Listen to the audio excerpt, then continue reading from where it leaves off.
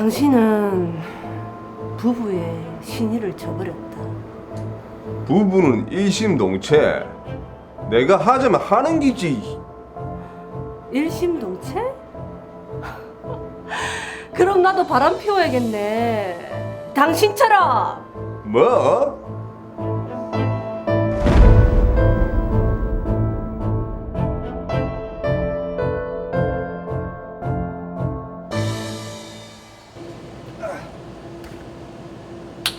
다 됐다. 우리 없어도 밥이랑 잘 챙겨 먹고요. 일주일이면 올 거니까. 아이, 내가 애도 아니고 무슨 걱정 그리 많이 하노. 가서 그 연우나 잘 챙기라. 아빠도 같이 가면 좋은데. 회사 가야지 아빠는. 아, 맞다. 여보, 내 차 고장나서 어저께 카센터 막혔거든. 내가 당신 대비다 주고 차를 다시 갖고 오면 안 되겠나? 당신 내려올 때 내가 전화하면 다시 대비를 줄게. 뭐 거기서는 아빠 차 쓰면 되니까. 그래요 그럼. 연우야, 아빠가 외할아버지 집까지 데려다 주신대. 아빠 최고! 그래, 가자.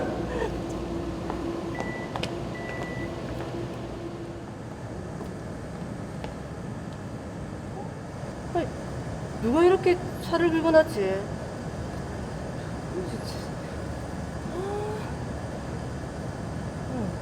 블랙박스에 찍혔겠지.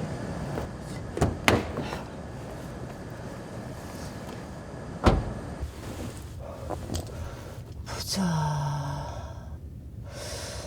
긁은 사람이 안 보이는데, 응? 이게 뭐고? 자기야, 그러면 저번에 그 모텔?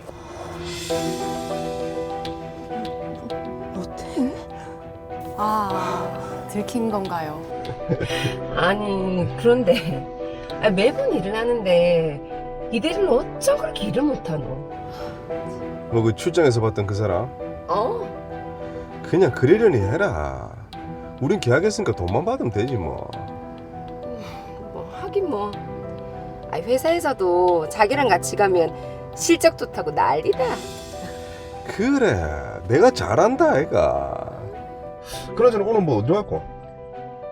자기야 그러면 저번에 그 모텔? 오늘은 분위기를 좀 바꿔서 우리 집으로 갈래? 어? 자기 와이프 있잖아. 그 친정 갔다.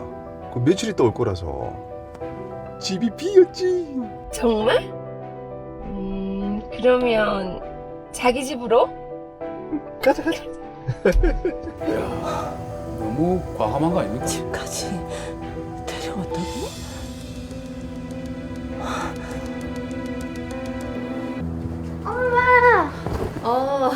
아들 왔어. 친구들이랑 잘 놀았어? 영민이가 엄청 큰 장난감 들고 와서 갖고 놀았어. 그랬어. 근데 그 장난감이 너무 사고 싶어 변신도 하고.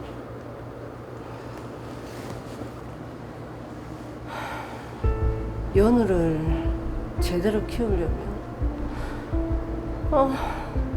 돈이 있어야 하는데.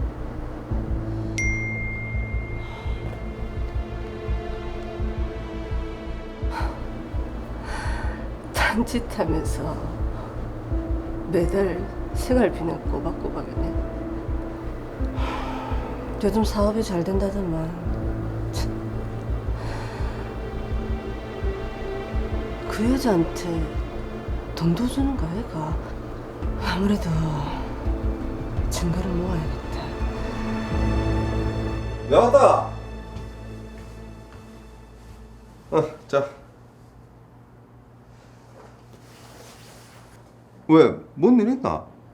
내가 뭘 기분이 별로인 것 같은데? 그런 거 없다. 그리고 생활비 좀 더 줘요. 생활비? 웬일로 돈을 더 달라고 하노? 달라고 하면 그냥 좀 주라. 뭐 알았다. 근데 내 얼굴은 왜 안 쳐다보노? 무슨 소리예요? 씻고 밥이나 먹어요. 뭔가 이상한 조짐을 느낀 것 같은데요. 네. 뭔가 이상하단 말이야. 왜 본인은 모를까요?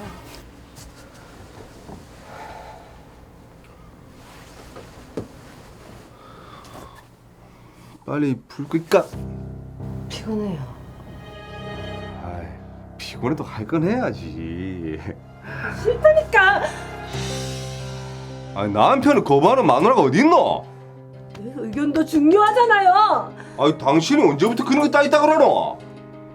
나는 오늘 꼭 당신 안을 거니까 잔말 하지 마라. 일로 온나. 싫다고. 아이고 이러면 진짜 오빠스라 이거. 하지 말라고. 강압적인 상황이죠.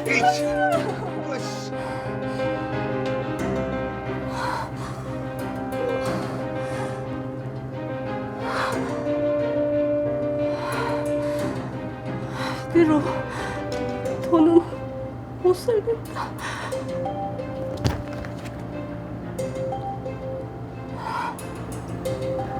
거기 변호사 사무실이죠. 저 이혼 상담 좀 하려고요. 네, 정말 믿었던 남편이었는데 저 정도 상황이면 정말 소름이 끼칠 것 같습니다. 그렇습니다. 일단은 뭐 이혼도 해야 되고 홀로서기도 해야 되기 때문에 저희들이 해결책을 제시하기 위해서 먼저 사건 정리부터 해보도록 하겠습니다. 의뢰인 오순진 씨는 아들 연우와 함께 친정을 방문했습니다.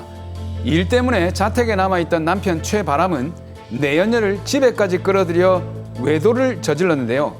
이 사실을 알게 됐지만 전업주부였던 오순진 씨는 자녀 양육 문제로 이혼을 쉽게 결정하지 못한 채 고민을 이어갔습니다. 네. 남편의 외도 증거를 꾸준히 모으며 향후를 도모했는데요. 이 과정에서 오순진 씨의 태도가 평소와 다르다고 느낀 남편은 침실에서 어색한 분위기를 해소하기 위해 부부관계를 시도합니다.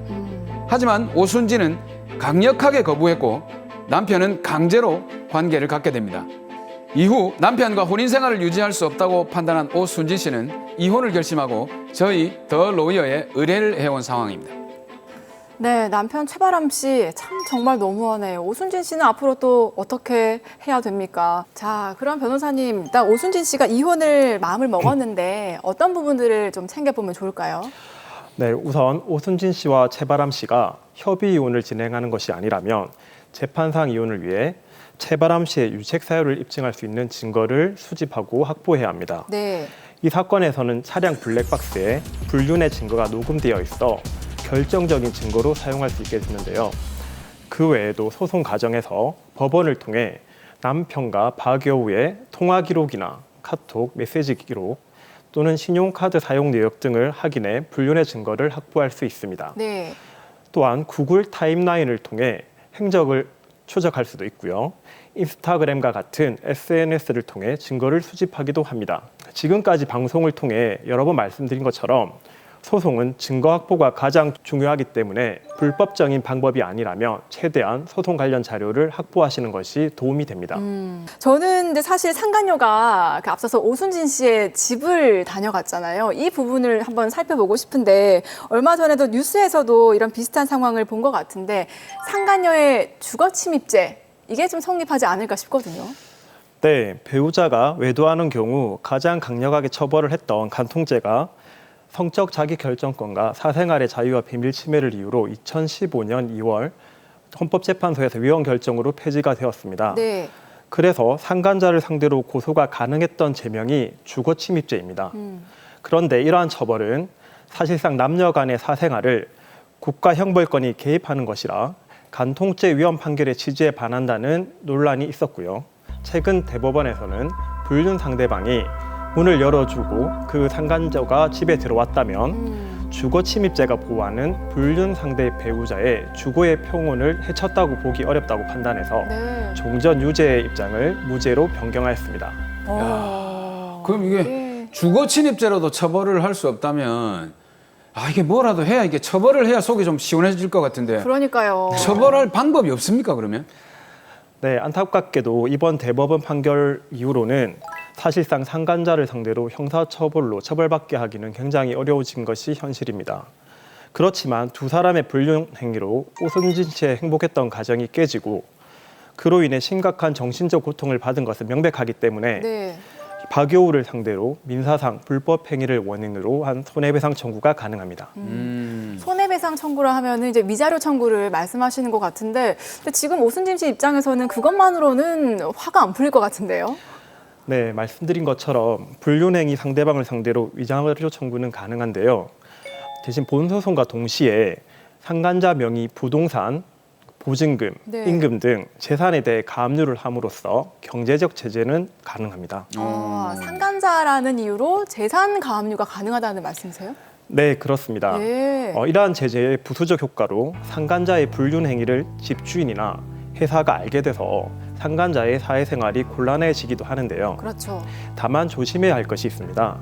상간자의 회사 홈페이지나 SNS를 통해 불륜 사실을 직접 올리게 되면 오히려 명예훼손 등으로 형사처벌을 받을 수 있기 때문에 네. 굉장히 신중하게 행동하셔야 합니다.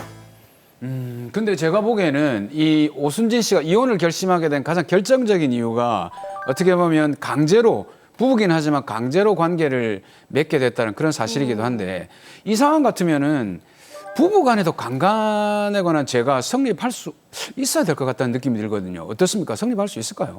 네, 부부 간에도 강간죄는 성립합니다.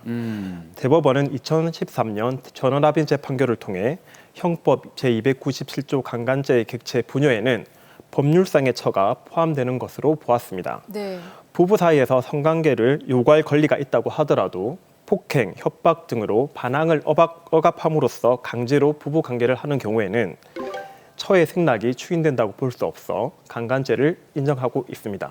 그리고 또 걱정이 되는 게 사실 부부 관계는 뭐 부부만 아는 거잖아요. 그렇죠. 그렇기 때문에 이게 뭐 부부 강간죄다 혐의를 입증하는 게 또 쉽지가 않을 것 같아요.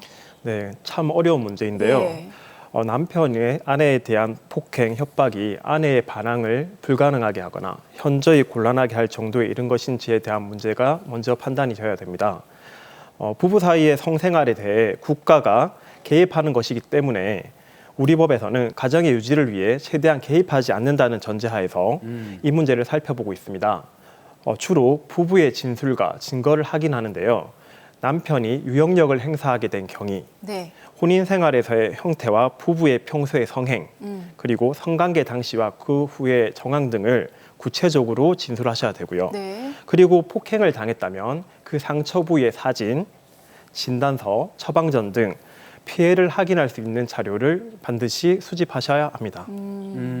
근데 그 부부 강간죄 처벌은 어떻습니까? 일반 강간죄하고 동일합니까? 아니면 좀 더 높습니까? 어떻습니까? 형벌은 동일한데요. 남편이 아내를 폭행 또는 협박으로 강간했다면 네. 형법 제297조에 따라 3년 이상의 유기징역에 처하게 되어 있고요. 유사 강간의 경우에도 형법 제297조 2에 따라 2년 이상의 유기징역에 처하게 됩니다. 네. 자, 그러면 변호사님 보시기에 어떠세요? 지금 최바람 씨와 오순진 씨는 부부 강간죄가 성립할까요? 네, 실무상 남편이 아내에게 폭행이나 협박을 사용해서 원하지 않는 성관계를 가진 경우 실제로 강간죄로 처벌을 하고 있습니다. 이 사안에서도 성관계 전후의 상황을 고려하면 최바람 씨에게 강간죄가 성립될 것으로 보입니다.